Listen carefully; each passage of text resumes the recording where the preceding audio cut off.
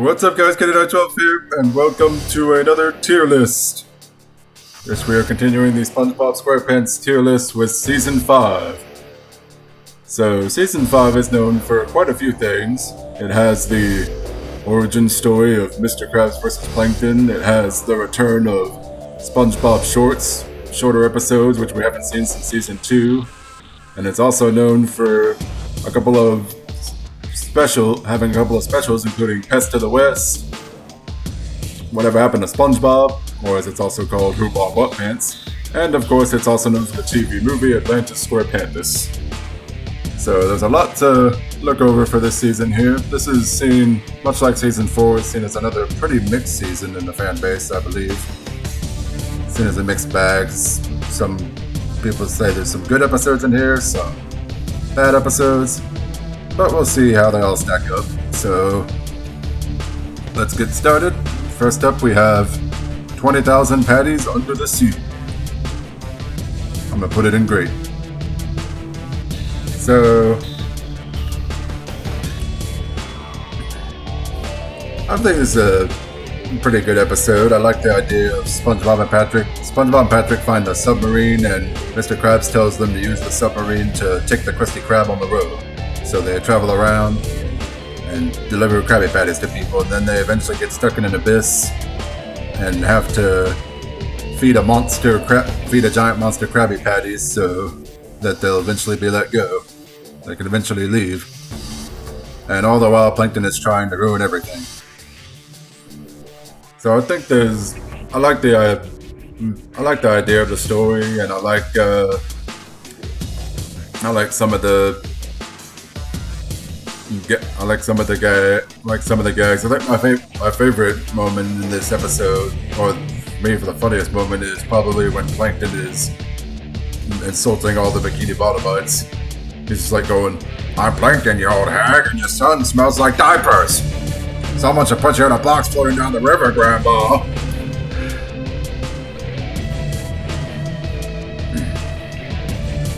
I do think there is some things that are kind of meh about this episode. Like, the most obvious example is how there's one moment where Plankton crashes his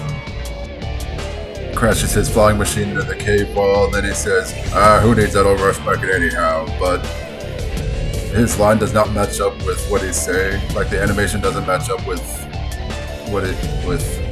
that line. It's like really off-putting. And then I feel like the ending is a bit abrupt with how SpongeBob and Patrick decide, we're just gonna collect a bunch of giant fruity pebbles for you instead of bringing back all your money, Mr. Krabs. And the whole "I like Squidward" gag is a little odd. You said buy Squidward twice. I like Squidward.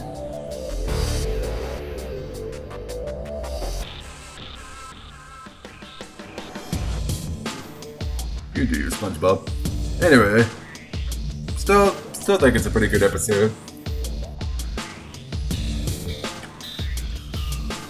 Next up, we have a flea in her dome. Oh boy, this one.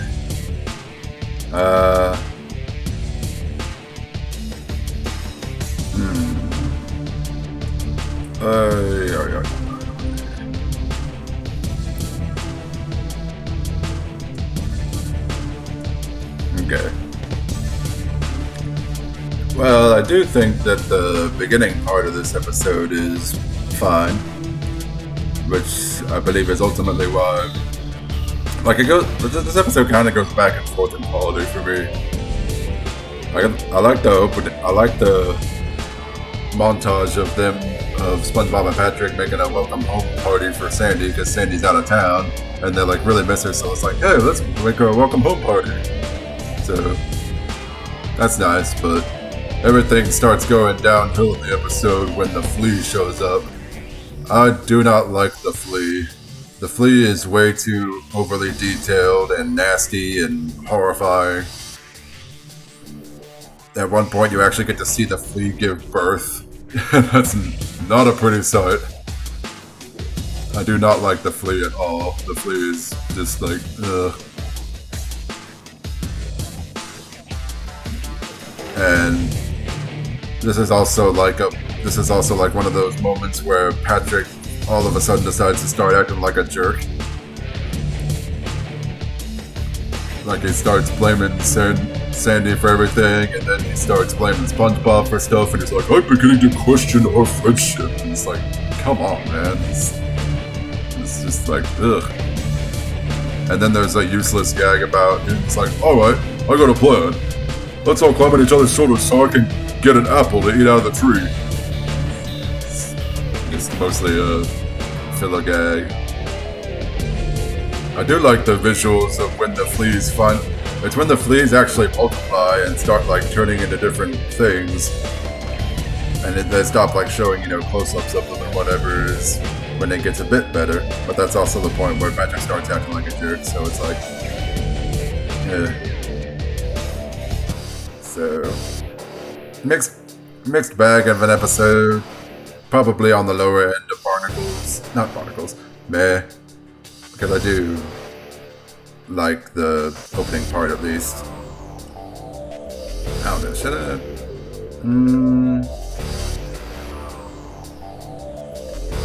I don't know. I may end up putting it in Barnacles later, but we'll see. Atlantis Squarepantis. Oh boy. This episode right here. One of the most infamous episodes of SpongeBob to ever exist. What do I think of it? Okay. I guess. There is some things I like about this episode. Like, I do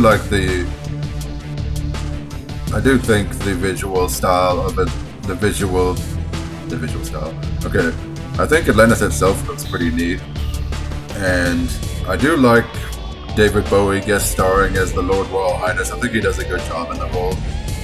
Rest in peace, David. It is kind of a missed opportunity to. He's the guy who's the actual professional singer in the cast, and he doesn't get a song at all throughout the entire episode. So that's kind of odd. He doesn't get like his own parody of World of Pure Imagination or something like that. Which brings me to another point. This episode is basically a ripoff of Willy Wonka. I know it's been said before, but it is a ripoff of Willy Wonka because we have the cast, and there's like five characters going to visit a long-lost place that no one really knows much about.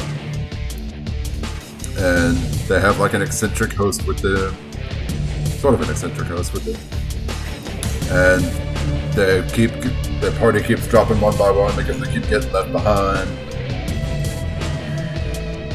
And there's also like I've mentioned before, that this episode is a musical, so there's a lot of songs in it. And the songs are kind of bleh. Really, I mean, it doesn't really help that a lot of the cast, at least, I don't know, some of the cast, it feels like they can't sing very well. Like, I mean, no disrespect, but they don't sing very well, at least while also being in character. I think Sandy's probably the biggest example of that. I'm sorry to Sandy's voice actress. But yeah. Also, the songs themselves, they have forced rhymes, they're poorly paced, and this is kind of same old. Like, this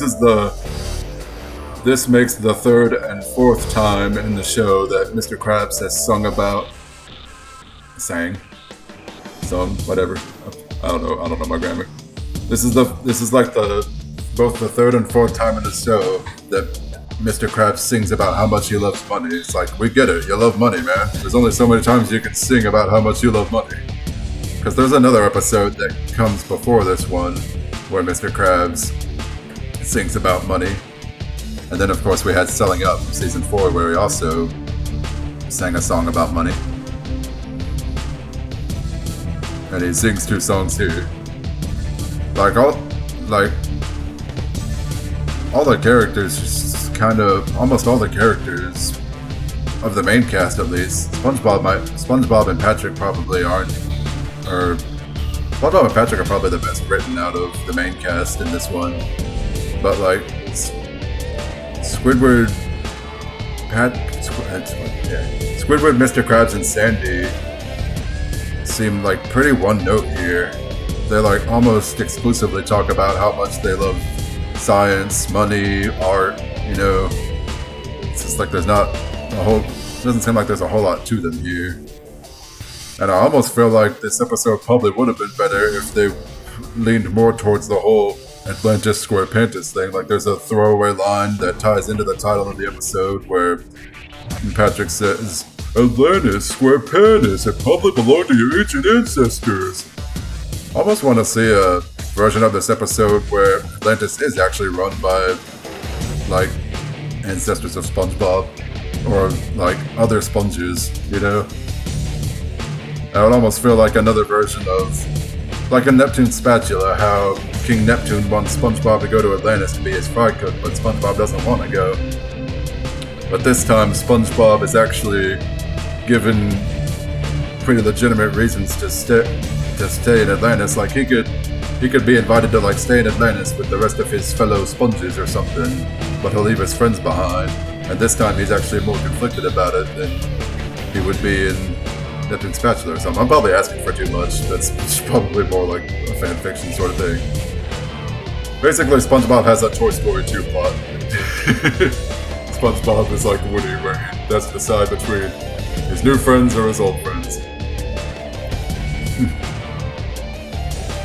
That's kind of what I was thinking there with this episode. But I do think there's some good music here at least. I don't know, like the songs themselves are kind of meh, but the music's good. And like I said, I do actually like David Bowie as the Lord Royal Highness. I just thought he did a nice job. I liked his voice work there. And I do like the visuals of Atlantis. Yeah, it's kind of like it is still a ripoff of Willy Wonka in more recent than one. It's just a treasure room for Mr. Krabs. It's the science room for Sandy. It's like another version of the Wonka Vision thing from like the TV room from Willy Wonka. Squidward's art room is basically Mario 64 in one room. Just kind of, yeah, it's not very original. And then there's also the patchy segments, which just filler. Don't really care for those.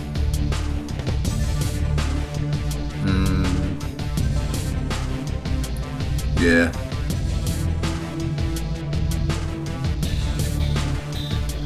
So yeah, Atlantis Squarepantis, I don't think it's as bad as people say it is, but I still definitely understand where the criticisms are coming from. Probably one of the lowest points of the season. Alright, next up we have Band in Bikini Bottom.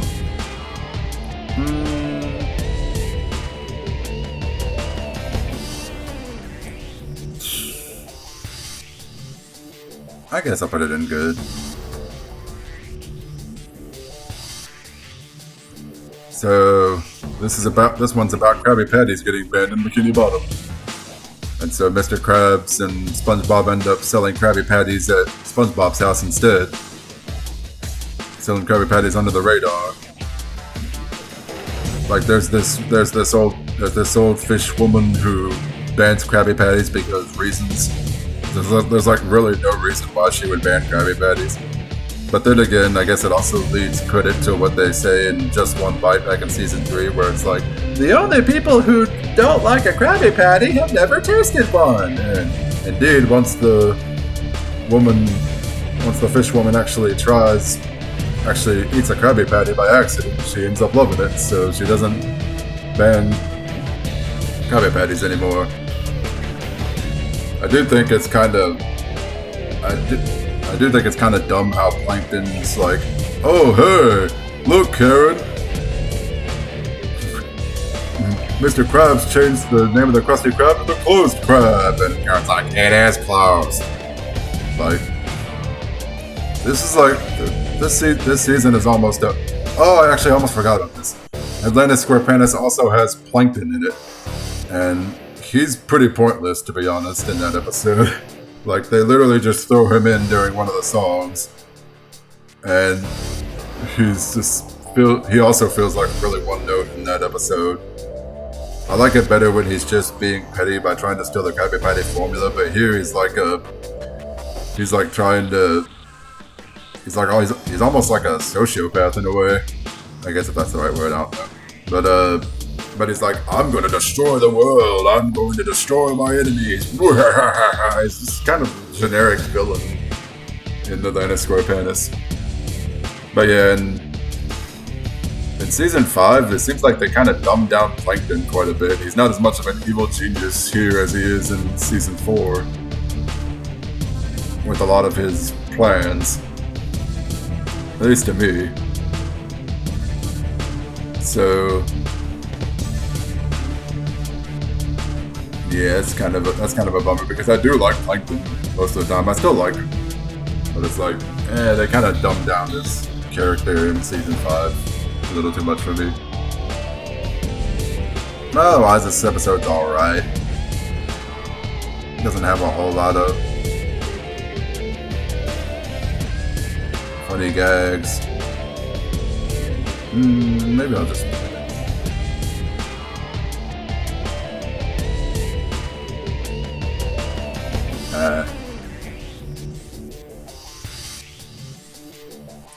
I guess I'll put it in there.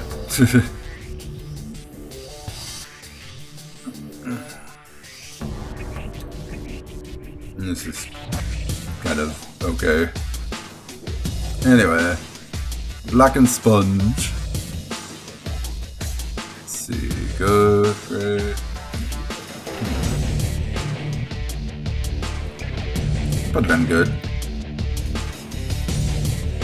This one's about SpongeBob getting a black eye, and he's trying to save face by claiming that he was in like a big fight, or he's like a big fight. He was claiming he was in a big fight with a scary fish, when in reality all he did was like trip over the lid of his toothpaste and land eye first on a wrench that he was holding. And the only reason he was holding that wrench was just to open up the tube of toothpaste that he couldn't open normally.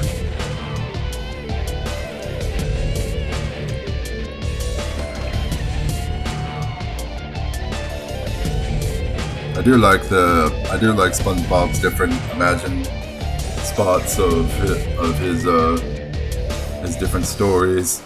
How he got the black eye, his false stories, and then there's the twist of Jack and Crazy Fish being real. So that's kind of neat.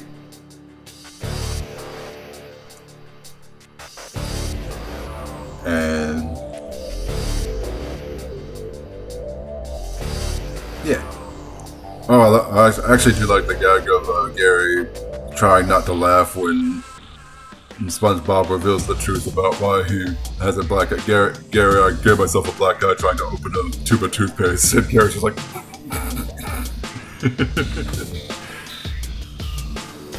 Nice little gag there. Alright. Black one's an alright episode. Alright, now we have Blackjack.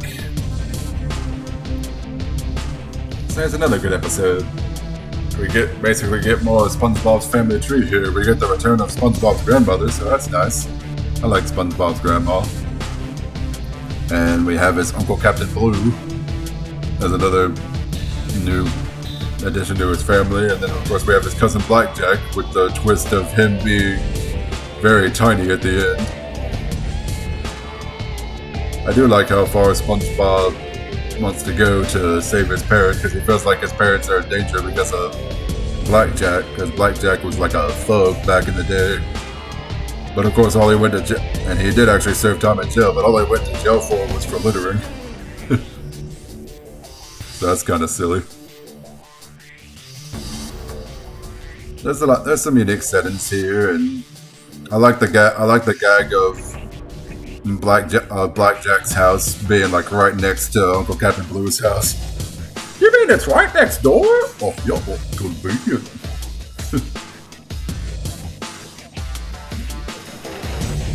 So that's all neat. Blackjack's a fun enough episode. I like the reactions when SpongeBob thinks that his parents are in trouble. He's just becoming a nervous wreck, like right in front of his relatives. You have any idea what people like that do to people like you?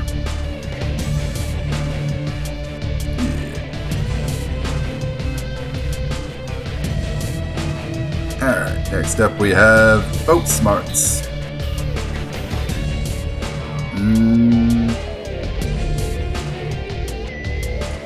I'll put it in good, I suppose. I think this episode gets some flack because it's kind of a Squidward torture episode. But it's a short one. It's like a shorter version of the Krusty Krab training video. This is one of the shorts of this season. And this is basically this is basically a boating school version of the Krusty Krab training video. It's not nearly as memorable, but it's alright. I do think it's kind of... I think the plot probably could have worked better if it was somebody else behind the wheel instead of, like, they basically have the same...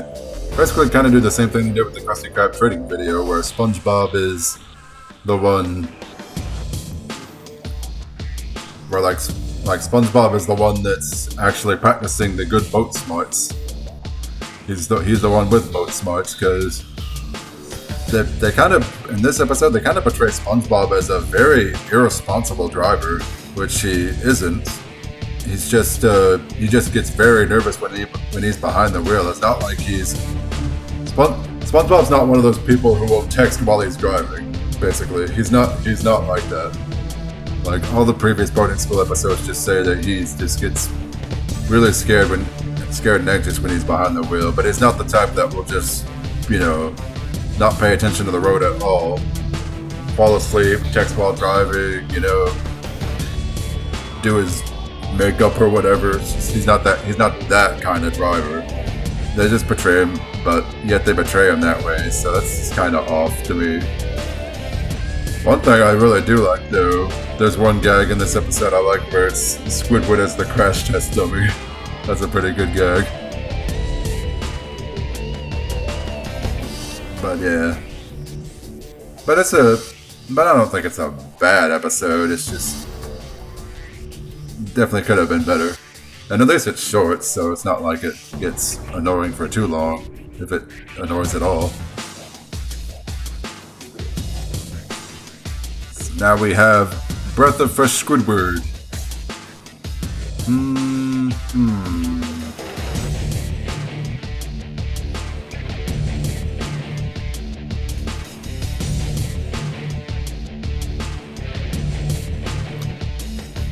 I guess I'll put it in good.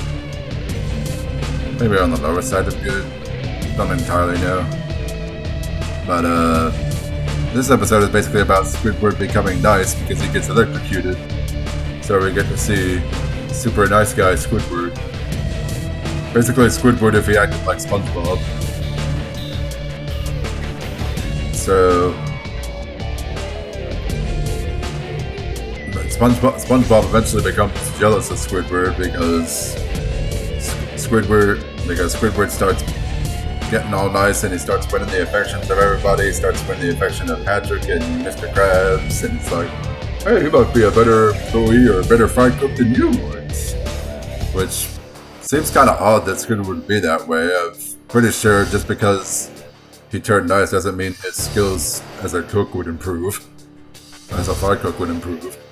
So, that's a bit odd, but I do like the idea of Squidward becoming a super nice guy.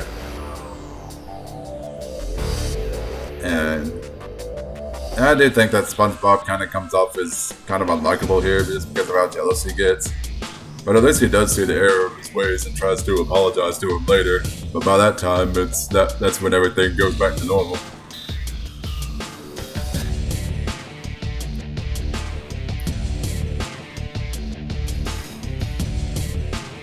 right?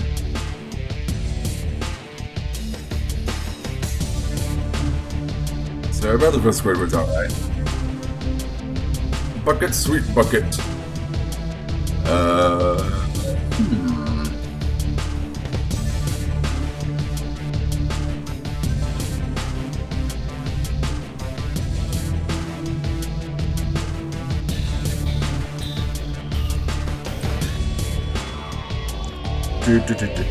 Good or great?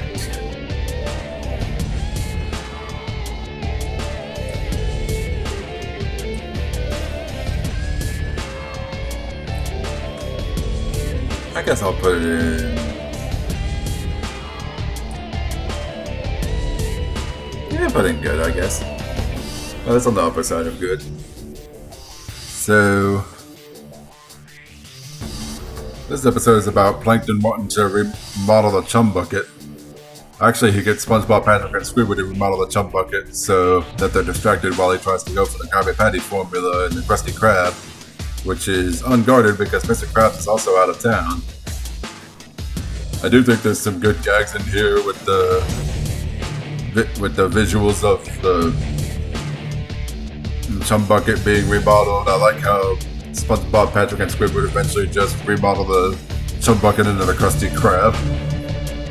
And there's some good lines from Plankton, like, "This is a job for an imbecile!" And when he first gets Squidward, he's like, "Oh, that's perfect, I didn't even have to trick the tall one." It's like he doesn't even call Squidward by name. It's kind of funny.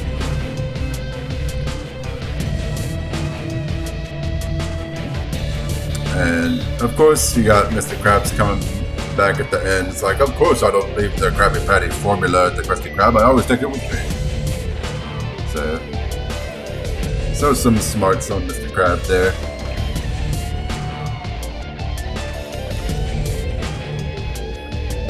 Alright. So I'll say Bucket Sweet Bucket's a good episode.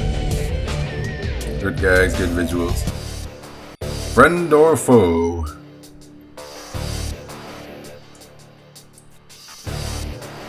I'll put it in S tier.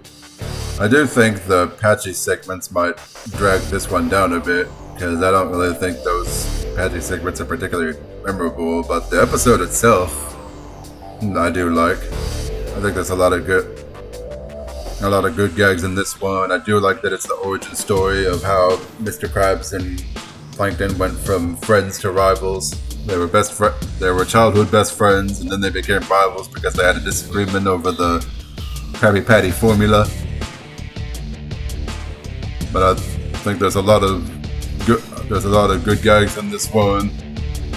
Like SpongeBob swallows the Krabby Patty formula to keep it out of Plankton's hands, and then later on he gives the formula back to Mr. Krabs. It's like, "Here's the formula back, Mr. Krabs. You have no idea what that went through to get here." Mr. Krabs like, "I got a pretty good idea, SpongeBob." And I like how this guy running the Stinky Burgers, I think is I guess his name is Stinky. I like how he's got like the dirty chef outfit, but then he's like, "Is it quitting time already?" And then he gets in a limousine and he gets all dabbed up in rich clothing and just walks away. And I do like the twist of how I like the story idea about how it's Mr. Krabs and Plankton. They share their sides of the story, and they think that one betrayed the other. It's almost like one would expect a friendship to fall apart. It's like, "He betrayed me. No, he betrayed me." And then Karen comes in and reveals the real truth. So it's a nice little twist there. But then, of course, you get the bait and switch at the end where you think that Mr. Krabs and Plankton are going to make up, but Plankton's just all about sabotage! It's a nice story. It's like one of the better... Definitely, I think one of the best stories that a SpongeBob episode has had. It's definitely my favorite special of the season. It's Friend or Foe. Even though I'm not entirely into pantry segments. Fungus Among Us. Among Us.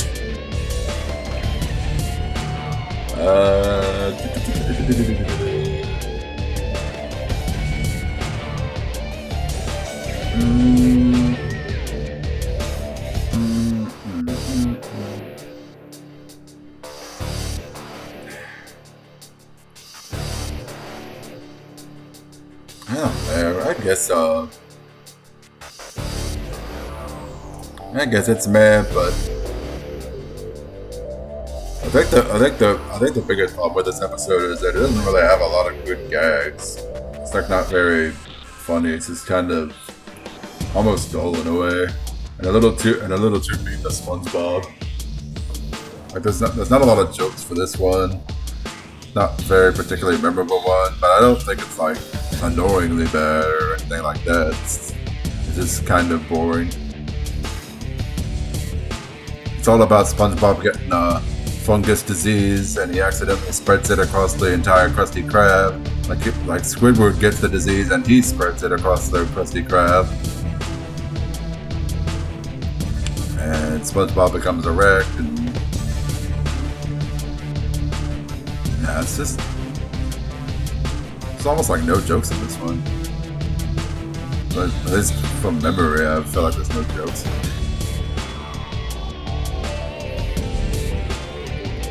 Oh yes, could have been worse, I suppose. Goo Goo Gas.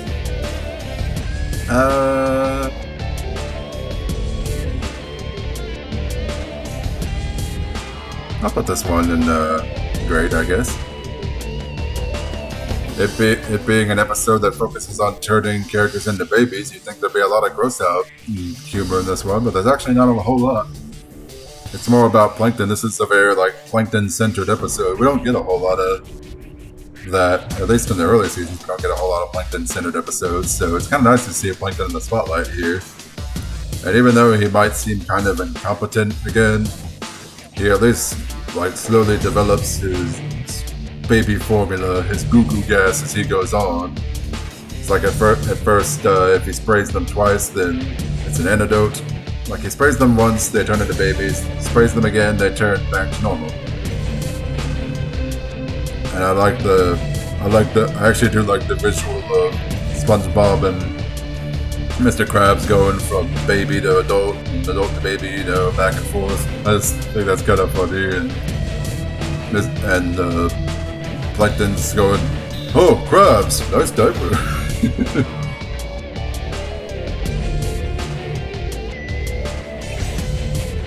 The ending's kind of abrupt, and there's one moment where Plankton's for some reason floating.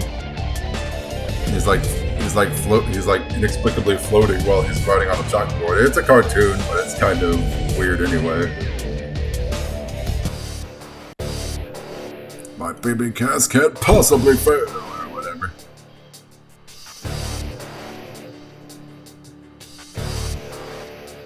It's kind of a mean-spirited gag where there's this woman that taunts her baby. It's like, "Oh, look at you, you're so tiny and helpless. I can take your bottle away from you and you won't do a thing about it." And I'm just kind of like, "Aww, that's just mean." But otherwise, I do like it. I do like it being all about Plankton. How it just keeps how the plot just keeps escalating. It's fine enough. Good old what's his name? Another short.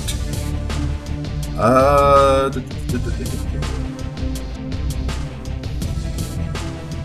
put it in good.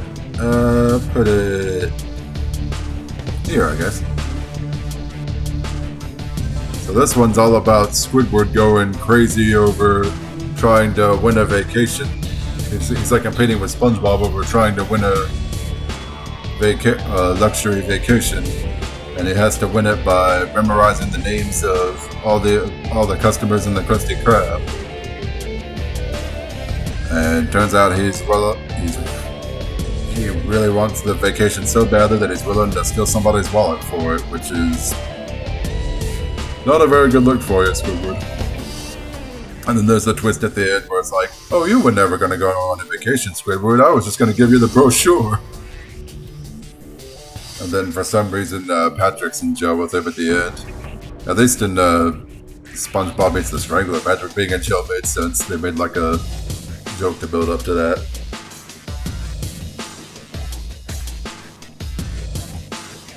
But oh well. And then you have the actual fish, the last fish that Squid wants to know the name of. His name is actually What's It to Ya? Which I don't know why anyone would have a last name like that. Oh well. It's fun enough. It is a short episode, so. Next for an okay episode. Crabs a la mode.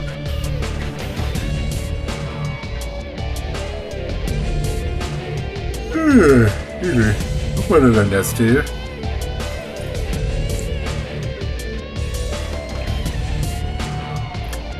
So, Crabs a la mode is about Plankton freezing the Krusty Krab so that he can ruin Mr. Krabs' business.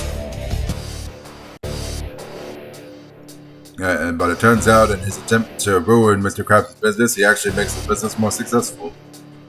I like the visuals of the Krusty Krab becoming an ice skating rink, and Mr. Krabs driving the Zamboni at one point, and I like Plankton's crazy laughter when he's messing with the thermostat, and I like the gag at the end of the Krusty Krab becoming a swimming pool. It's like, I should thank you, Plankton. You're making more money than I ever did with the old Krusty Krab.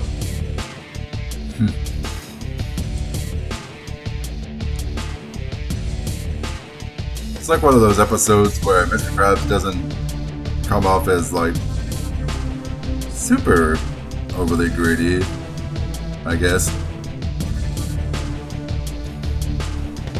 It's fun. It's a fun episode. It's a good premise. Pretty good. The big switch.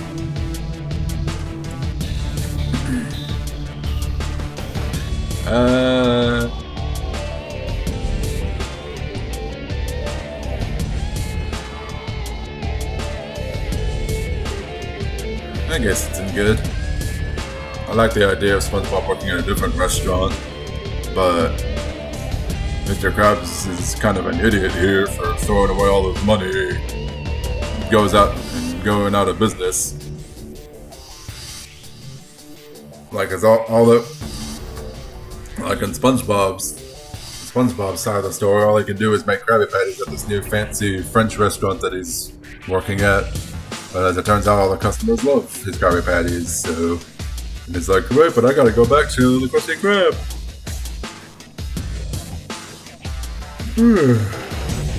Yep. So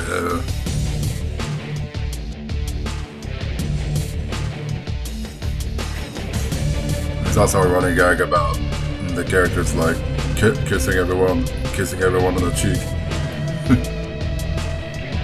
Like the French chef, the Le Schnook guy, he kisses Mr. Krabs and Squidward on their cheeks, and then it spits in a different direction, like pit pit. So that brings me. It's alright episode. Mermaid Man vs. SpongeBob. I'm definitely putting this one in S tier. I really like this episode. I kind of think the first half of it is better than the second half, but overall I still think it's a really fun episode. And it's definitely my favorite Mermaid Man and Barnacle Boy episode of the season, because there's another episode where Mermaid Man and Barnacle Boy show up. And I think this one's the better of the two. I like the gag of the close-ups of the gross out close-ups of Mermaid Man and Barnacle Boy. Just like, just look at that heroic chin and those chiseled features, that bra. There's also another great gag I really like where Squidward's complaining about how all the Mermaid Man and Barnacle Boy fanboys are like going crazy over him. It's like those kids tried to kill me. Those kids tried to kill me. They ruined my clothes or something. And then SpongeBob's like, hey, at least I get to wear this. And then you get like a little picture of him being all happy wearing the Mermaid Man and Barnacle Boy outfit. And there's like the music like, it's a lot funnier than I'm making it sound. I really enjoy that part. And then Plankton, of course, responds to it with "stupid kid." I like how Plankton's acting like a little kid himself when he gets a Krabby Patty Krusty Kids meal. Karen gets him a Krabby Patty Krusty Kids meal, and he starts playing with the Mermaid Man and Barnacle Boy toys. It's funny seeing him acting like a little kid. I also like the commercial at the beginning of the Krusty Krab. I actually almost think it's better than the actual Krusty Krab commercial that they made back on as Seen on TV in season 3. They have like a commercial at the beginning with Mermaid Man, Barnacle Boy, and Man Ray. It's always great to see Man Ray. I love Man Ray. How could I be evil with flavors this good? Barnacle Boy, it's a Krabby Patty. These things are evil. Susie, no!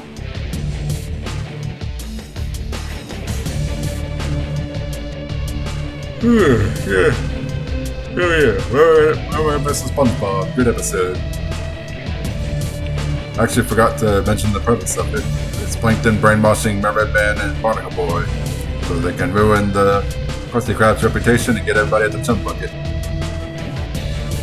With Professor Plankton's mind control shampoo with conditioner. Money talks.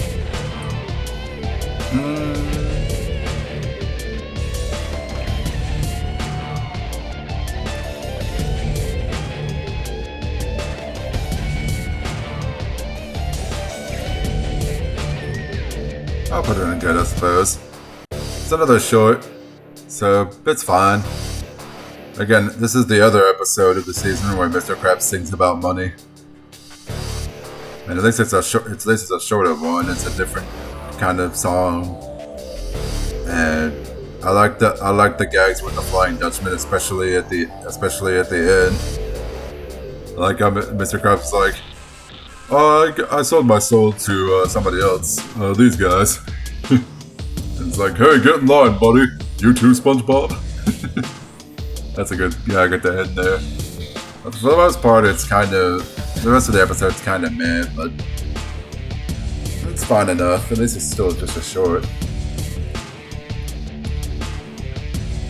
New digs.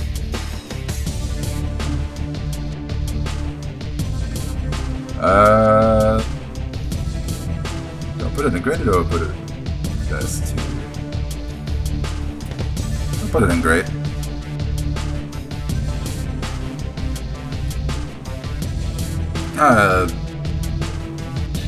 So this one's about SpongeBob moving into the Krusty Krab so that he'll never be late again.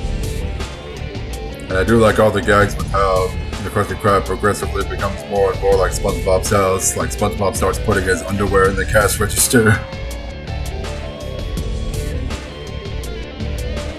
And he starts like replacing the soap with his own soap, and Gary's going everywhere, making everybody slip on the snail slime. There's a lot of good gags about SpongeBob's household items being around the Krusty Krab, and I like the gag at the end about how Squidward moves into the Krusty Krab. So, yeah, good episode. Lots of funny gags. Good one. Night light.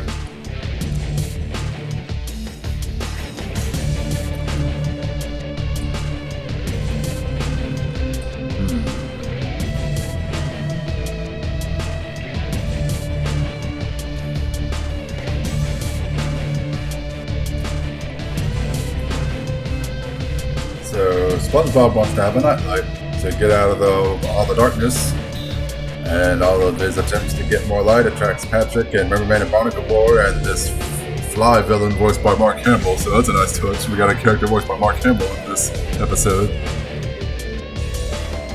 Like, it becomes an episode about SpongeBob and Patrick to an episode about Merman and Barnacle Boy, which is kind of odd, but it's alright. I do like the visuals, and I like Mark Hamill as the Fly, even though he doesn't really say much. He more so that he laughs than he does actually say anything. So it's an alright enough episode. Then you have Patrick running into the sun at the end.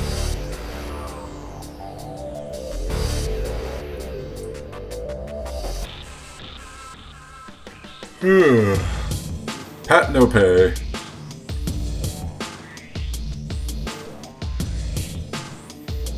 I'll also put this in good.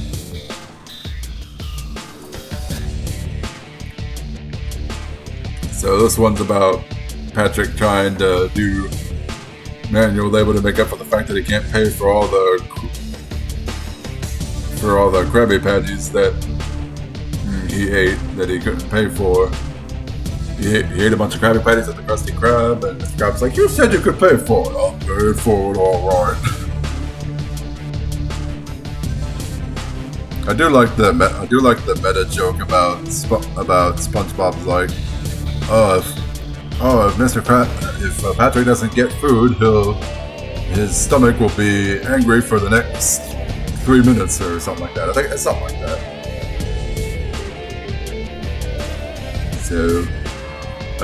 So I like the idea of Patrick working at the Krusty Krab. Of course, he's already worked at the Krusty Krab before in Big Pink Loser back in season 2. But this one has him working there for a different reason, and it's just a short, so it doesn't last for very long. Makes an alright episode, so it doesn't overstay its welcome. Next up, we have Pest to the West.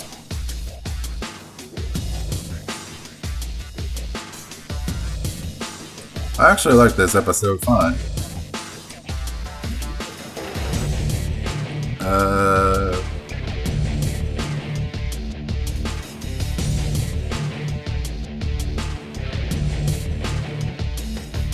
Yeah, you know, I actually put it in great. Pest to the West. I don't think this episode gets talked about a whole lot. People don't really tend to like it that much, but I like it fine. I like the idea of SpongeBob in the West, and I like Tom Kenny's performance as Spongebob. He's got like doing the SpongeBob voice with the Western accent. Gee, Willikers, they got an ice cream parlor. So I actually like the character of SpongeBob, and I like all the different roles that the characters play in the Old West. You got Mrs. Puff as one of the pretty girls. It's refreshing to see her play a role that doesn't relate to boating school, because you don't really see that very often from Mrs. Puff. And then of course you got Plankton as the bad guy, Deadeye Plankton. Patrick has the good Western voice thing going too. I do like the story around it. And I like how they made a statue out of SpongeBob. And then nice little twist of the statue still being around all those years later. SpongeBob and Sandy. Find it. The bubbles are coming! The bubbles are coming! This is the episode where we discover the power of idiot friendship. Duh! Picture day.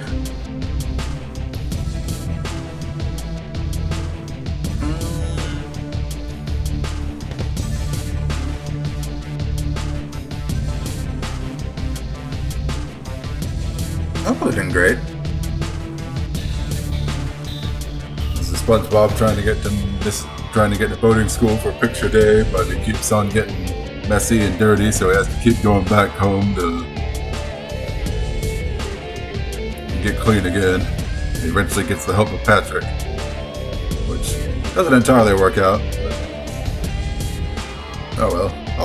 I think it offers a lot of good gags, a lot of good visuals. And it's a short, so it's fine. Okay. I guess I'll put it in good. I thought they put it actually here. There we go. Rise and shine.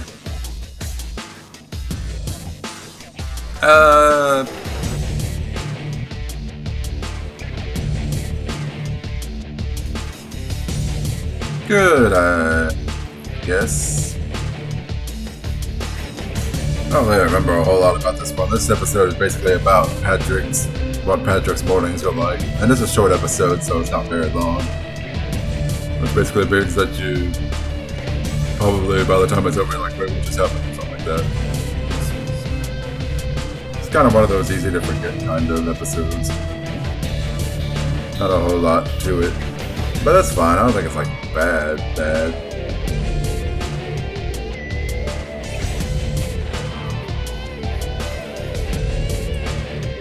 I guess I'll put it in there, but I'm not put that in there. Roller Cowards. This is probably my favorite episode of the season. S tier is Roller Cowards. This is a episode where I can entirely relate to SpongeBob and Patrick. This is all about them trying to work up the courage to get on a big roller coaster. There's like a huge roller coaster that just opened up at Glove World called the Fiery Fisto Pain. And it's like, we gotta ride that roller coaster, SpongeBob. But then as it turns out, they're both like super terrified getting on the roller coasters, so, and they're like trying not to look stupid, and they're trying to look stupid in front of each other. They're trying not to let each other know that they're terrified of getting on the roller coaster. And it's something I can entirely relate to, because there was actually a period of time in my own life where I absolutely refused to get on any sort of roller coaster, or at least like at least like the big ones. I don't tend to get on the very big roller coasters now, but I do still there. I can't talk. Like nowadays, I do get on big roller coasters, but I don't get on the big roller coasters. So, because I do think there are still some roller coasters to enjoy. There are roller coasters that I like to ride today, and on the rare occasions that I go to amusement parks. I don't go to amusement parks too often, but when I do still ride roller coasters from time to time. But I think this is probably the funniest episode of the season to me, is Roller Cowards, because you have SpongeBob and Patrick just trying not to embarrass themselves in front of each other with not wanting to go on the roller coaster. There's a great cameo from Larry. I've already mentioned before how I really like Larry the Lobster, and this is actually his only appearance in the season, which is kind of sad, but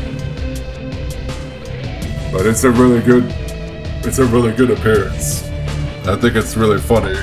It's like, man, he walks up to SpongeBob and Patrick. It's like, I just got off the Fisto Pain. Man, what a rush. And then he's like, hey, smell that? That's the smell of adrenaline or something like that. He's like making them smell his pits. But they're still terrified of going on the roller coaster, so they run away. And then Larry goes, maybe I should stop making people smell me. And there's a funny bait and switch gag where they're like getting in line for the Fisto Pain. And it's like, oh, this roller coaster can't be that bad, can it? And then you see this really old fish getting like carted out of the ride. He's like, oh, why? And they get terrified. And then it's revealed the old fish is like, why won't you let me get on the ride? And the employee's like, sir, you have a serious medical condition. And then of course there's the payoff of them actually getting on the roller coaster. That's a fun time. I like how at one point they actually change shapes. Patrick becomes a square and SpongeBob becomes a star. So that's a nice little visual gag there. Hey look, our spines. Something like that. Yeah. Roller Cowards is fun. Probably my favorite episode of the season. Really fun. Sing a Song of Patrick.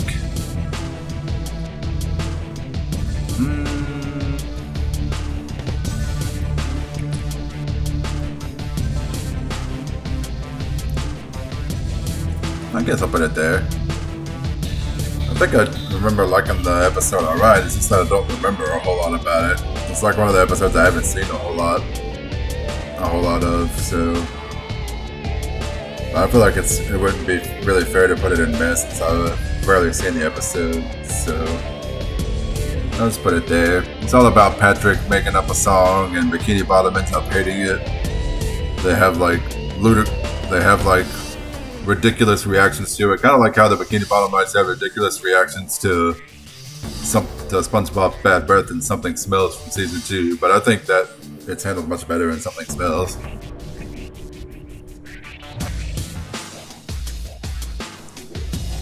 So, yeah. That. Next up we have Slimy Dancing, which I tend to get confused for another episode about dancing, which I think is in season 6. I haven't seen that episode yet. I am watching season 6 right now. I'm like several episodes into season 6. Not that far in. I only just started pretty much. But yeah, I am in the process of watching season 6. So yes, Slimy Dancing. I'll put it in good, and I think the other dancing episode I'm thinking of is in season 6 might be called Dirty Dancing. But I don't know, I'll have to see when I get to that episode in my binging of this series. But this one's about Squidward taking SpongeBob's place as the one who wants to dance at a dance performance, thingamajig, whatever. And when he finally does perform, he ends up getting a cramp, so they start making a dance out of the cramp. I do like the gag of how Squidward complains about SpongeBob having 2 left feet. It turns out SpongeBob actually does have 2 left feet. It's like, how'd you know?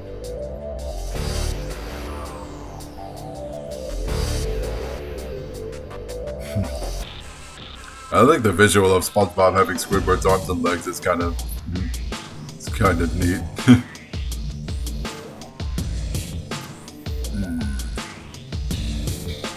I'll put it there.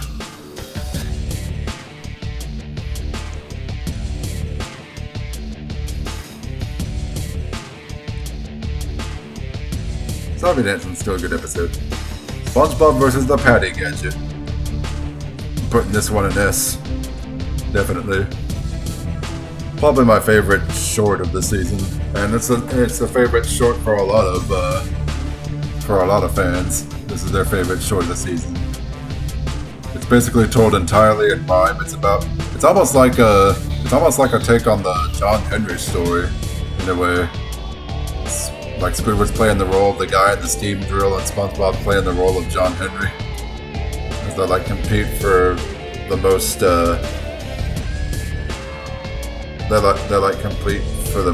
They compete to cook the most patties, and SpongeBob wins, but he ends up like passing out at the end, and there's like a bait and switch of. It seemed like SpongeBob might have died, just like with the John Henry and the John Henry special. I remember seeing a few of those specials back in the day. Those were fun to watch.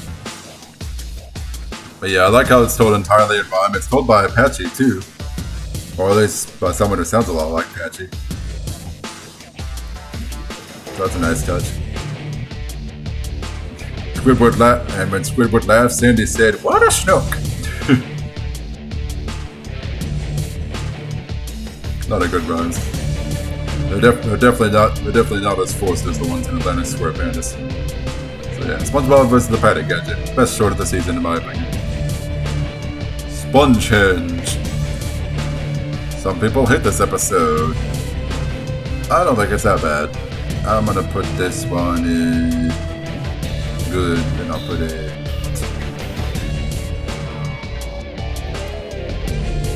here, I guess. I mean, the ending is kind of weird. The basic premise is that it's a really windy day in Krusty Krab. It's so windy that SpongeBob's pores cause music when the wind blows through him, and it attracts a jellyfish. So he's trying to get the jellyfish to leave him alone all episode. I actually do like the music that SpongeBob makes, and I do like the premise of it.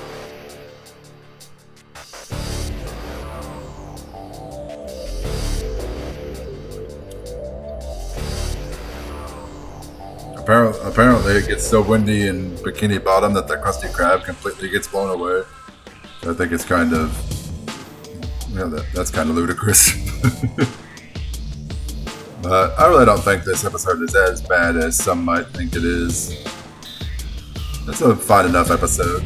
I don't think it's, a masterpiece, but I don't think it's bad either. Spy Buddies. I'm pretty sure this is another fan favorite episode, and for good reason. It's a good episode with a lot of good gags related to spies. Of course, you got the obligatory James Bond reference in here. Some good James Bond references. I like SpongeBob and Patrick's use of the gadgets. I like the twist of Mr. Krabs and Plankton impersonating each other, which actually has some good foreshadowing at the very beginning. So that's and we get the return of the Mr. Krabs robot that Plankton used in imitation Krabs.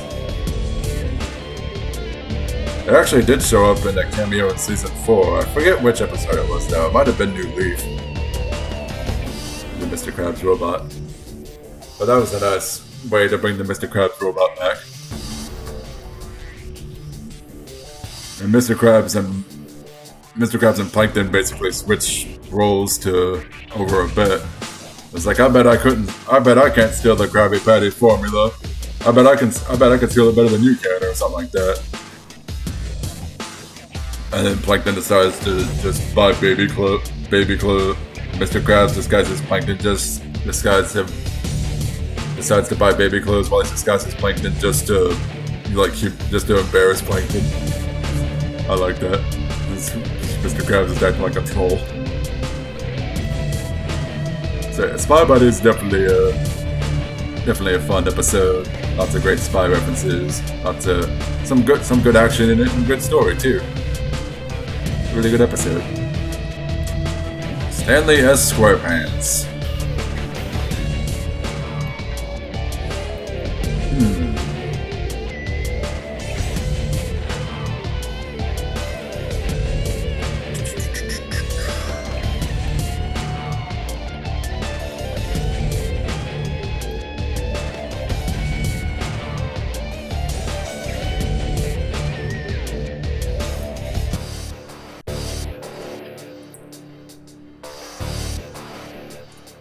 I guess I'll put that there.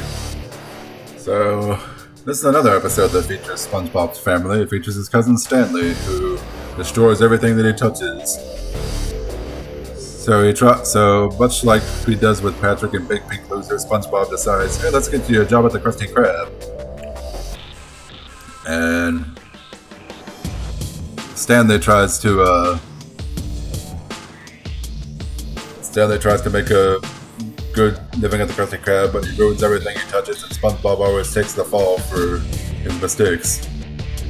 But I do like the little twist at the end of Stanley destroying the chum bucket, because Mr. Krabs hears how Stanley destroys everything he touches, so he's like, wait a minute, I got the perfect job for you. It's just like, go blow up the chum bucket. Yeah. That's that. So that's a fun little thing.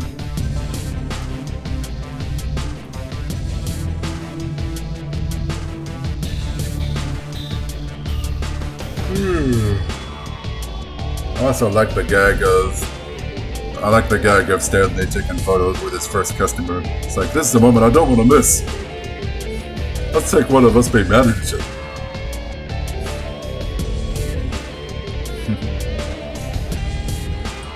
The Battle of Bikini Bottom. Not to be confused with the Battle for Bikini Bottom video. I'm gonna put this one in S tier. I enjoy this episode. It's basically SpongeBob and Patrick having a war over being dirty and being clean. SpongeBob is the clean one, Patrick's the dirty one. Yeah, it has gross out humor, but it's meant to be gross because it contrasts with SpongeBob's cleanliness. I like how the different things they do in relation to being clean and being dirty. Patrick's got the taste pit evildoer, and it's like, you sick little monster, face my morning breath. You, sir, could use some dental hygiene. I think we need a shot of this.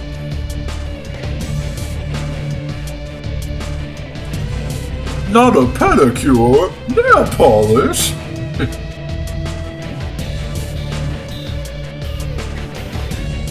I also like the delivery of when Patrick says, "It's booger time." The gloves are off now. And then of course you have the gag where SpongeBob's trying to run away from Patrick. He's trying to fling a booger on him, and he's like, Mr. Krabs, get out of the way! Patrick's digging for gold!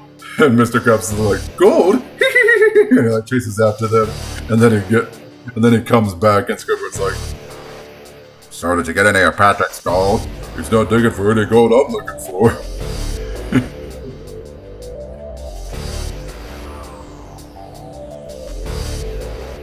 So, there's just a lot of fun gags in here. It's a fun story, fun little rivalry between SpongeBob and Patrick. It's not the last time they're gonna have a little rivalry too. I know of an episode that shows up later in season 6 where they have another rivalry between each other, which is actually another fan favorite episode, I'm pretty sure. So, that'd be good. The Donut of Shame.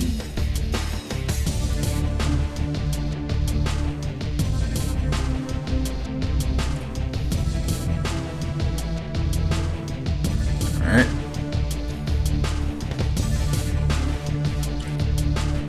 I'll put it in good. This is another short. It's about Patrick accidentally stealing a donut from SpongeBob. As it turns out, the donut is actually for him. It was a present for him because it was his birthday. I like how they do the whole devil and angel on shoulder gag with donuts. It's a nice little visual gag. And the devil donut actually makes a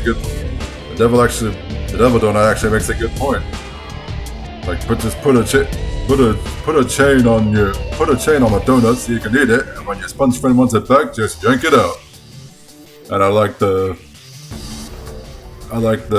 running gag of Patrick trying to hide the donut from SpongeBob, but then he actually realizes, oh wait, that's not gonna work. SpongeBob might catch on. Like, he tried to hide it under the carpet, but then he imagines SpongeBob stepping on it when he steps over the carpet. And then he tries to hide it in the toaster, but then he imagines SpongeBob's like, yeah, let's watch this videotape while having some toast. Let's watch this bad boy. And then he hides the donut in the toilet, but then he imagines SpongeBob having to go to the bathroom. He's like, get out of the way, Patrick, I gotta go.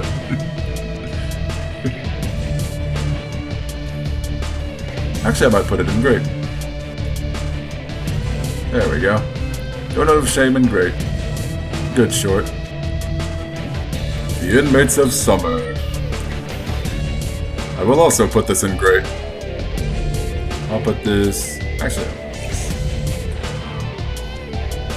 yeah.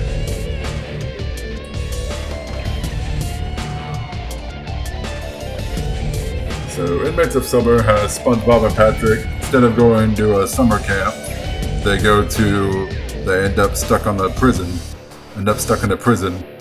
And the prison is run by a warden voiced by R. Lee Ermey, rest in peace. I always remember Ermi as the voice of Sarge in Toy Story, and also the voice of Wawa in Crash Bandicoot: The Wrath of Cortex. And he does a good job. He does a good job voicing the Warden here. I enjoy his character. I like all the different gags about how SpongeBob and Patrick still think they're at a summer camp. They never actually figure out that they're in a prison, and they actually enjoy all the activities, even though they're supposed to be torturous. Like they get put in the hole for 3 days, and like chili gets dumped on them, and they think, "Oh, they got a good hot tub." No idea they had a hot tub. And then I like how SpongeBob and Patrick and the inmates put on a play for the warden and the guards at the end, and the warden and the guards actually end up really liking it, like getting all emotional about it.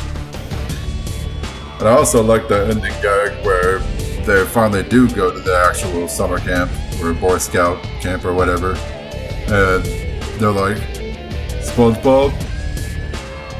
Yes, Patrick? I have something to say." "Me too, but you first." "I miss the other island." "Me too." They actually miss the prison. Fun episode, Inmates of Summer. I enjoy it. The Krusty Plate. Another great short. I'll put this one in. Great. More power! Maximum power! It's all about SpongeBob trying to get rid of a stain on a dish. Mr. Krabs lets him know that there's a stain on the dish, and is like, "You can't leave the Krusty Krab until you clean that dish." But SpongeBob can't clean the dish, so he keeps coming up with ludicrous, ridiculously over the top ways to try and clean the dish. I like the gag of SpongeBob saying, "I don't know if it's a good idea to leave me alone with the Krusty Krab, Mr. Krabs. You remember what happened the last time you did that?" And it shows the Krusty Krab on fire. And Mr. Krabs like, "I should have never left you alone with roller skates and a blowtorch."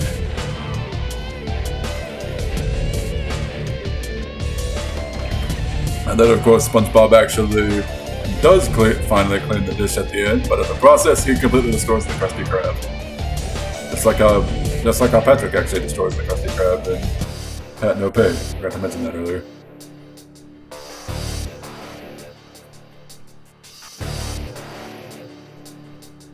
So from the Krusty Plate, we now have the Krusty Sponge.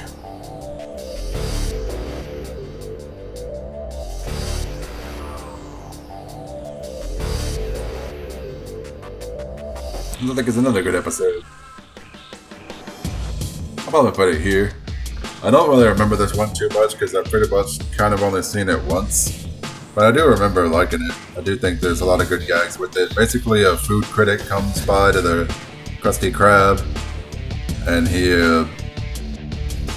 says the only thing good about the Krusty Krab is the Krabby Patty and the fry cook that cooked it.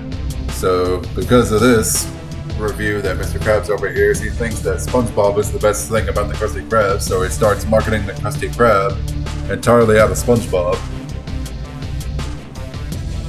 So he renames the restaurant the Krusty Sponge, and he has a bunch of like SpongeBob themed stuff all around the Krusty Krab, and eventually gets to the point where he starts selling them like overly frozen Krabby Patties that just happen to look like sponges, and it makes everybody sick. So it's Mr. Krabs going too far with his greed, and he pays for it. And SpongeBob gets him to see the error of his ways. There's a lot of good gags with Squidward in a SpongeBob outfit and all the different SpongeBob merchandise. I can't remember if it's like a cup or a t-shirt, but it's a SpongeBob. It's like a piece of SpongeBob merchandise that says something like, "I soiled myself."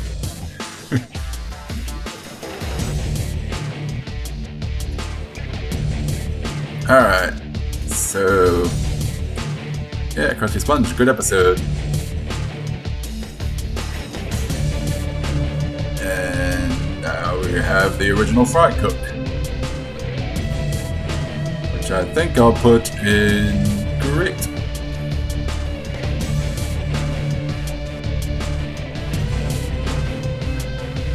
This is one of the first episodes of the season, so I don't entirely remember it too much, but I do remember. I think it has a pretty good story. Like, it's basically the original Fry Cook coming back with Krusty Krab. It's Jim, the guy that worked with the Krusty Krab before SpongeBob. And Jim acts as sort of a mentor to SpongeBob. He's telling him how to properly cook Krabby Patties. And SpongeBob becomes convinced that Jim's trying to take SpongeBob's job, but then Jim reveals that he never wanted to take SpongeBob's job. And then he explains why he left the Krusty Krab in the first place, because he wasn't getting paid enough for all the hard work he was doing. Entirely understandable reason. Real, kind of a real world sort of thing. Relatable. Entirely understandable reason for him to leave the Krusty Krab. I do like the character of Jim. I like how he's actually become a successful cook after the Krusty Krab, and everybody likes him. And I think it's Patton Oswalt, I think, is the guy who voices him. He does a good job. Good character is Jim. Actually, wouldn't mind if he showed up again sometime, but I really doubt that he does. Probably he's just one of those one-off characters, probably. The Two Faces of Squidward.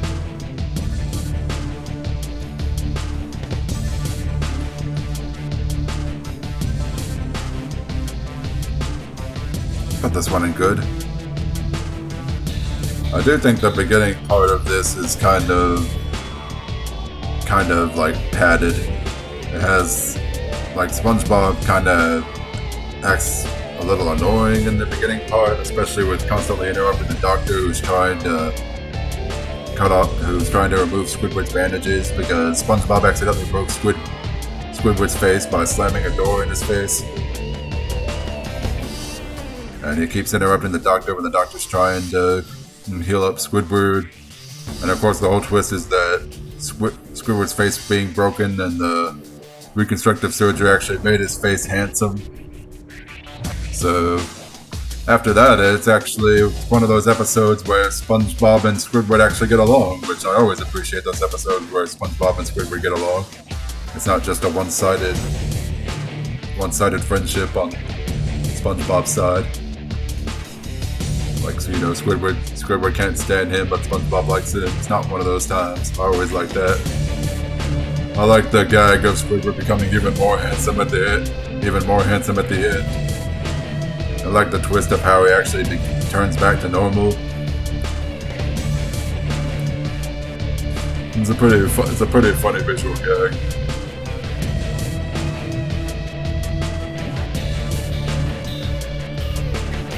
If anything, Mr. Krabs also kind of a little bit unlikable here. It's like he tries to beat up Squidward just so he can get Squidward handsome again at the very end, so it's kind of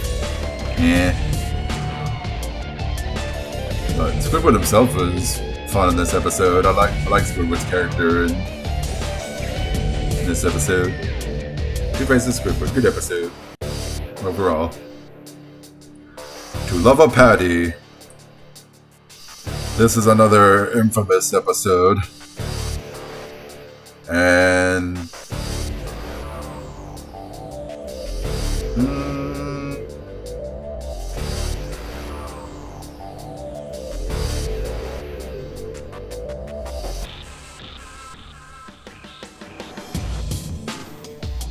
I guess it's meh. I don't really think it's that bad. Like, it's seen as one of the more infamous episodes because a lot of people get creeped out about how SpongeBob falls in love with a Krabby Patty. Like, falls in love. But, I don't think it's that bad. People might not.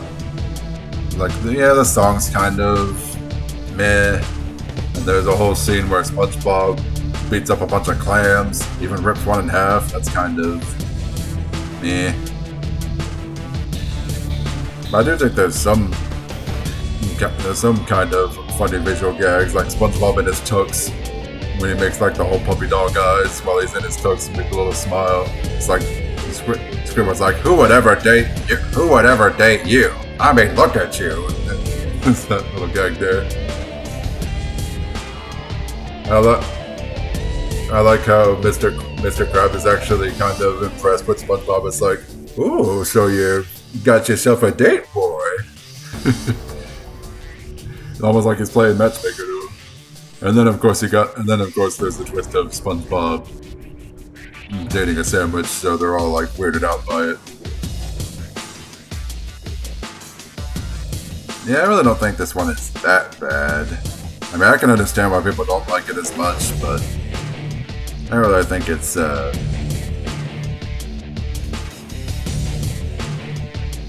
the song's kind of lame, and there's some good. Actually, no, you know what? I'll just put it in good, but it's on the lower side of good. It can be creepy to have SpongeBob fall in love with a Krabby Patty, but I don't think it'd be super creepy. Like, I think it's less creepy than they make it out to be. I don't know. It's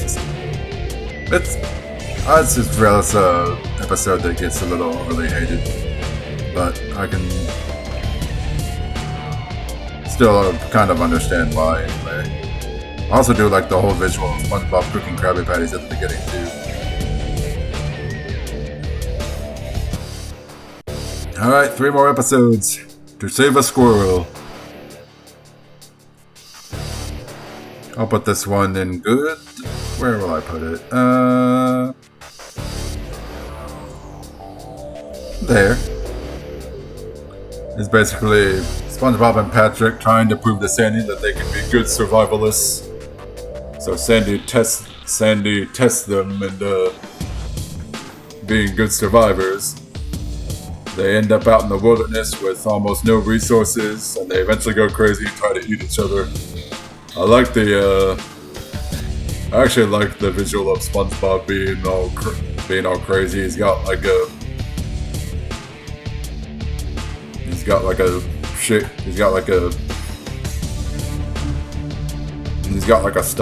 stubble and like smaller eyes. I just think it's kind of funny, his look there.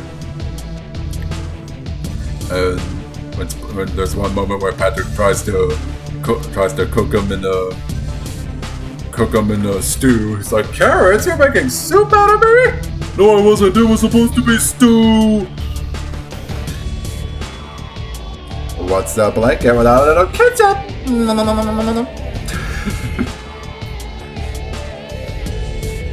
I like the setting of them being trapped in a cave and them being out in the wilderness. And the gag of Patrick taking so long to think. Take your time, Patrick, take your time. And SpongeBob just ends up all cool because it gets into the wintertime.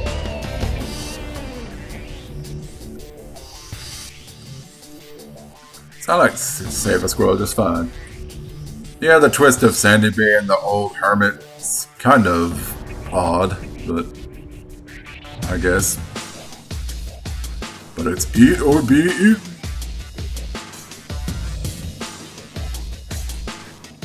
Waiting. This is seen as another particularly infamous episode.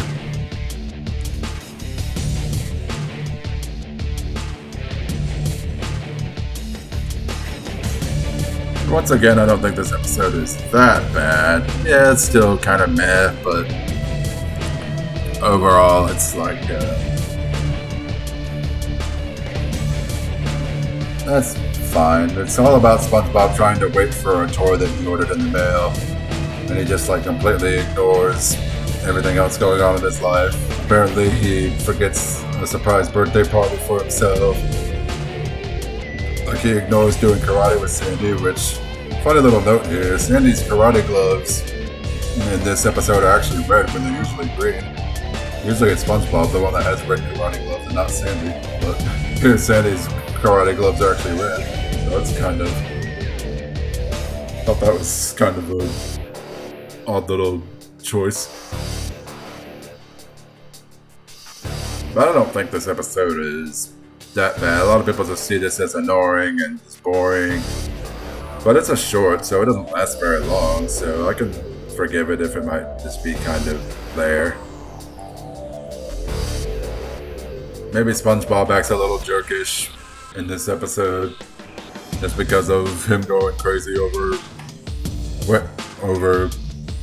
waiting so long for the toy, and then Patrick ends up to accidentally break it,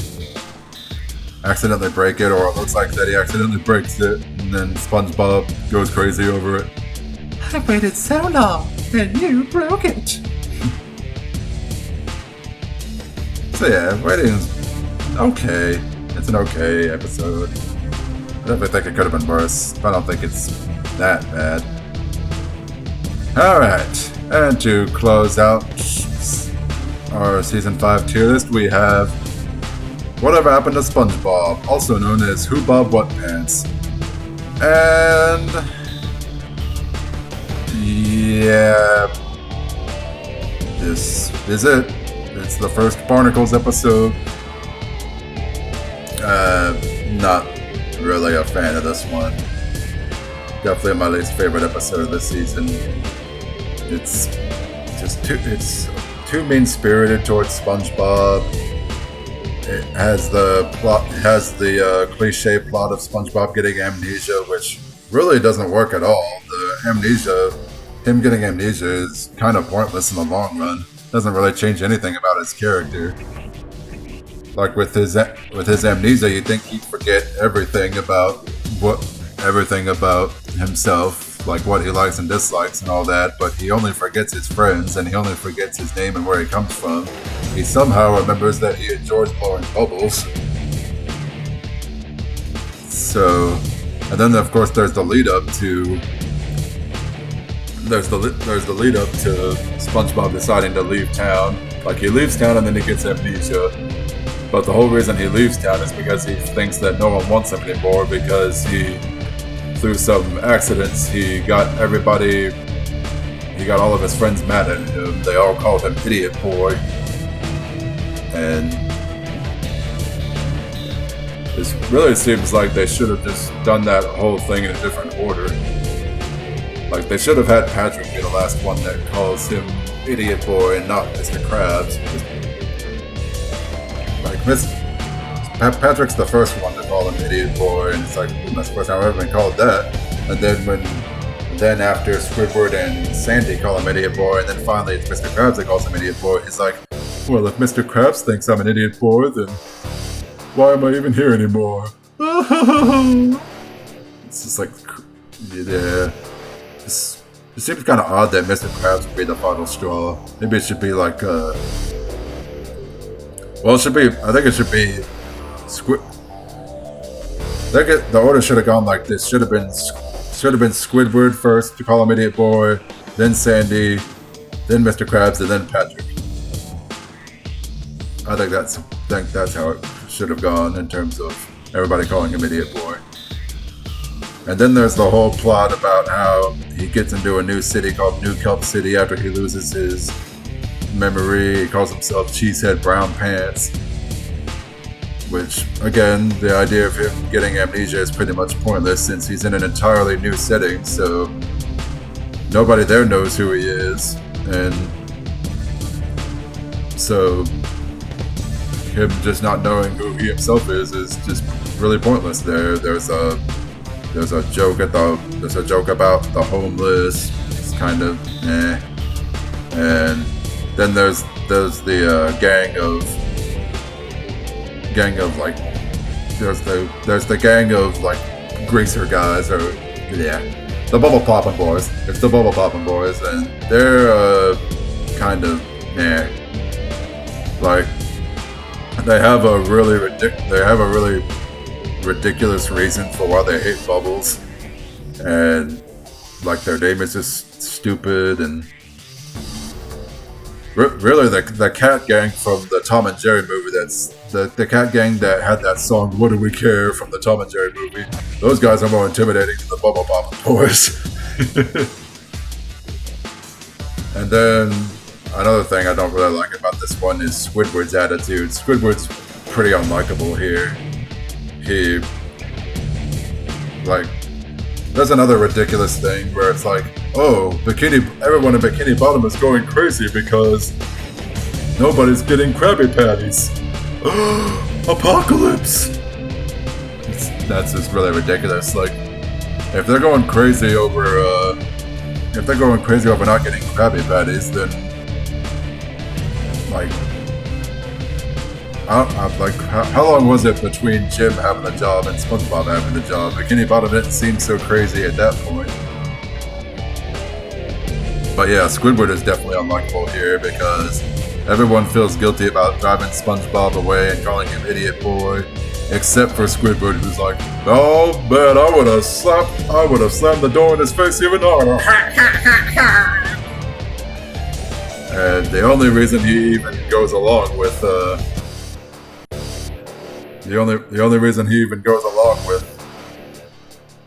trying to get SpongeBob back is because he wants like this diamond encrusted egg that Mr. Krabs for some reason has. I actually forgot to mention there's a gag in Stanley at Squarepants that I actually do like where Squidward meets Stanley and he's like, "There's two of them," and then he immediately moves out. If only it were that easy for Squidward to move away in Opposite Day back in season 1. Oh, and another good gag in the Stanley at Squarepants episode with Mr. Krabs' nephews, where they're all like a shout out to Popeye's nephews, pretty much. It's like a parody of Popeye's nephews. That's a nice little gag. But anyway, back to Who Bob What Pants. Yeah, don't like Squidward's attitude. And I also think it's just kind of like there's like a moment where Squidward's like, "Oh, what, are you gonna fire me if I don't get SpongeBob back?" And I'm like, "Squidward, you do know what happened the last time you quit the Krusty Krab, right? You ended up on the streets and you were homeless, you were a loser, you lost your job, your home, everything." It's just like, yeah, good luck on the streets, buddy. That's all I'm saying. Considering what happened to you and Can You Spare a Dime? Yep.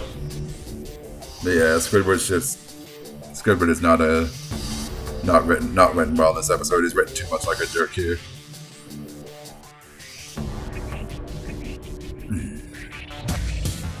But again, him having amnesia is pointless because it pretty much makes the character development moot in this episode. Like, they could have had a good little character development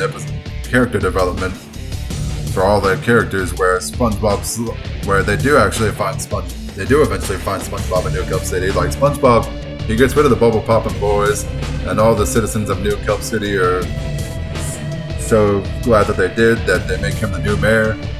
And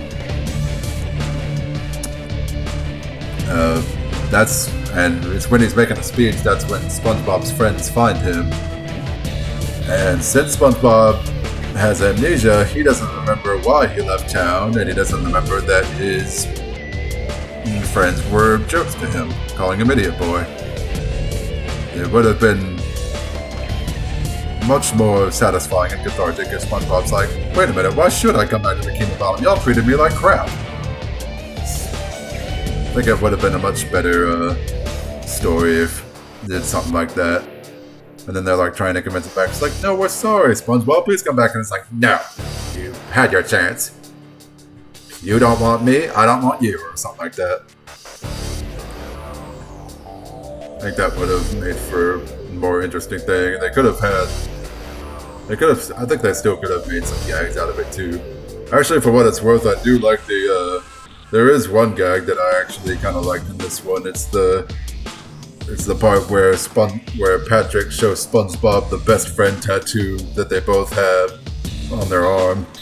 there's like a muscle arm between the two of them. They put like their arms together and it says best friend, and they got like the muscle arm. That's a good gag. But otherwise, yeah, I'm not really a fan of this one. Again, the amnesia is just pointless. Really, just kind of a waste of a good story. Waste of what could have been a good stories, and like the whole thing at the end when SpongeBob actually does get his memory back, thanks to the diamond encrusted the diamond encrusted egg falling on his head. He gets his memory back, and then they're like, "Yay, he's back!" But then like Mr. Krabs like, "We're really sorry we let you out of town, man, but we're glad you're back." It just sounded so forced. Just like, "Now get back to work!" Whatever. It's just, yeah. This could have worked as a story. They didn't have to give SpongeBob amnesia. Is all I'm saying. Just don't give SpongeBob amnesia. Have like the whole thing where he's like, "No, I'm not coming back because y'all were not good to me. Y'all were mean." That could have worked a lot better. They still could have worked some humor out of it.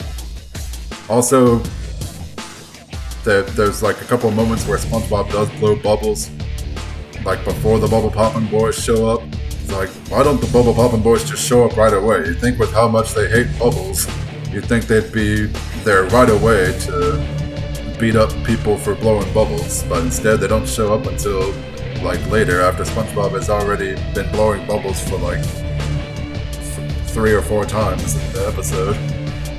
Oh, there's also a gag about bubbles being used as a way to represent smoking, which is not the last time that's going to happen in this series. I already know that they used that gag again in a later episode. I forget when. I think might be season 9, maybe.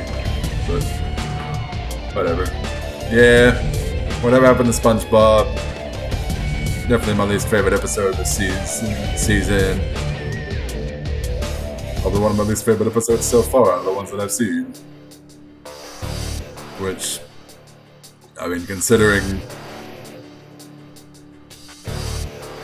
Yeah, I find it worse than Atlantis Squarepantis, because at least Atlantis Squarepantis was actually a more unique setting, and I feel like it actually had better voice work with David Bowie, better guest star. Yeah, better guest star David Bowie. Ray Liotta voices the leader of the Bubble Poppin' Boys, but he's not in there for very long, so yeah, David Bowie was definitely the better guest. By default. Yeah. So, we end the SpongeBob tier list with the first SpongeBob episode to show up in the Barnacles tier. But still, overall, I found season 5 fairly enjoyable. I mean, yeah, some episodes that didn't really like as much. Of course, whatever happened to SpongeBob, even Atlantis Squarepantis and the Flea in Her Dome. Those 3 are definitely probably my least favorite of the season. Flea in Her Dome, Atlantis Squarepantis, and whatever happened to SpongeBob. But then, of course, there's some really good ones. SpongeBob vs. the Patty Gadget, Mermaid Man vs. SpongeBob, Roll the Cowards. I definitely really like all 3 of those. Those are a lot of fun. Same with the rest of the S tier ones. Crabs at Law Mode, Spy Buddies, The Battle of Bikini Bottom, Friend or Foe. Still a good handful of really good episodes. So, overall, I still think season 5 is worth a watch. Even like Best of the West. The only episode I would say is just like outright bad is the Whatever Happened to SpongeBob, of course. But thank y'all for watching. Get ready for more tier lists coming up later. More SpongeBob tier lists, other tier lists, and as well as other videos coming up soon. So everybody have a good day, take it easy, stay safe. Oh, and I wouldn't mind if y'all actually shared your own thoughts about these SpongeBob episodes that I've been reviewing in the comments. That'd be neat. I'm actually curious to hear what all y'all's thoughts are on these episodes, what y'all think of some of the episodes like, Chocolate with Nuts, or, Atlantis Squarepantis, Crusty Towers, all those episodes like that. So feel free to do that if you want. But until then, see y'all next time. Bye!